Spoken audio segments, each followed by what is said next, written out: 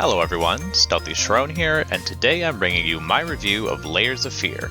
Layers of Fear, the original one, was developed by Bloober Team and published by Aspyr in February 2016. And for any long-term Humble Monthly subscribers, you would have received this game in the April 2017 bundle. It's a horror game where you play as a mad painter wandering through an ever-changing Victorian mansion. There's constant horror behind every door and an interesting story, but it's like a gameplay weakens some of the experience. Starting off with graphics and presentation, the graphics are pretty good even by today's standards.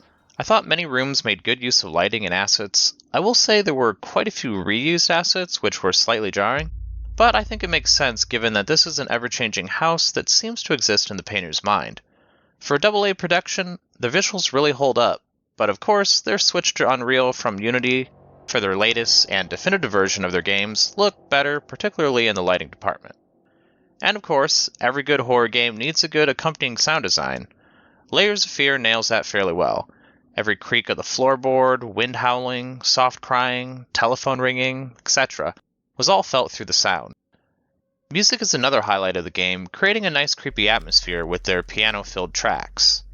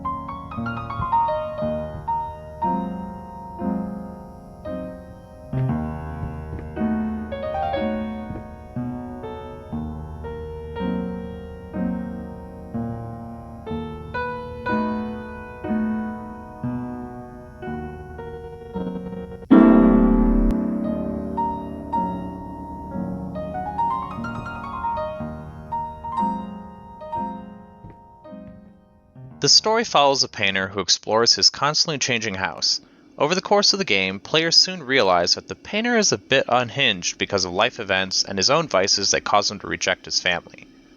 Much of the story is presented through letters, notes, pictures, and other mementos that the player finds throughout the house. Normally, I'm not the biggest fan of this style of story execution, but I think it works really well here. In the beginning, players don't know much, and each bit of exposition they find is one more piece of the puzzle. This, combined with the environmental storytelling, really made a compelling mystery for me as I tried to understand what exactly was going on with the main character. I also appreciated how ambiguous it was, which is also a surprise for me since I usually like storytelling to be a bit more direct.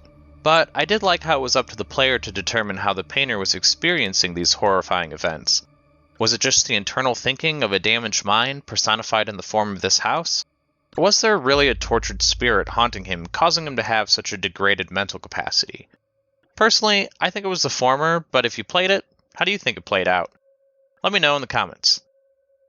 Also, there are apparently different endings depending on what you do throughout the game. Some fairly big spoilers ahead, so please skip to the next section if you don't want to hear them. The game ends with 3 endings which all personify how the painter deals with his thoughts and how he reacts to the events of his life.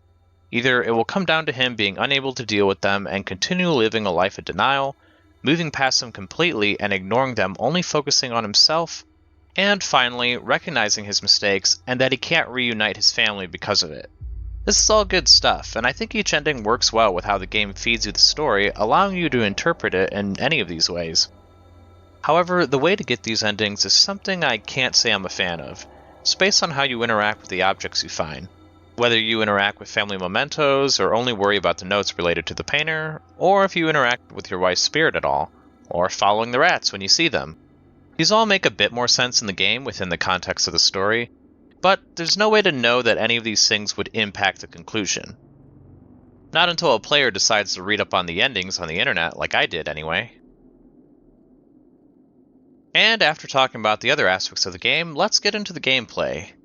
which your enjoyment with depends on what you expected to get from this game. So let's just throw this out there right away. This is a walking simulator. And a door opening simulator, if I'm being honest. Because you open a lot of doors.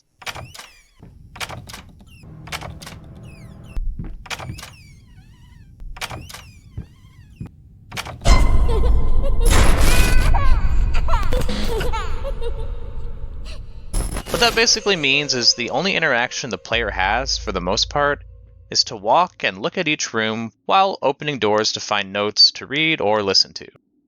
There are a few simple puzzles to work through, but they're rare and easily solvable. Other than that, there's no running from a monster, or hiding, or fighting, no resources or health to manage of any kind. I found this a bit disappointing at first, and I think it did create some problems which I'll talk about in a bit.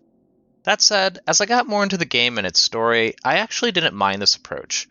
It was oddly intriguing to go through just one more door and see what lay beyond. As mentioned in the presentation section, Layers of Fear does a great job to immerse the player in an unsettling environment, a place that seems normal at a glance but has a tinge of wrongness about it, which degrades further and further the more you step into the painter's cracked mind. In the beginning, I felt trepidation moving from room to room, with each one seeming to have something unsettling or a scare to it. That said, I think the sense of fear started to ebb as I kept playing the game.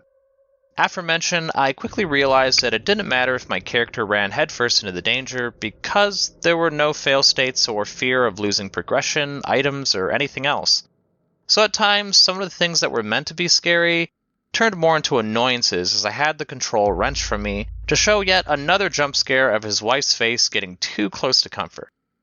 In most games, this would mean some sort of deterrence for the player, but here it was just something that happened. There were several other reused jump scares, like things randomly breaking, or something being directly behind you or behind a door that you're about to open.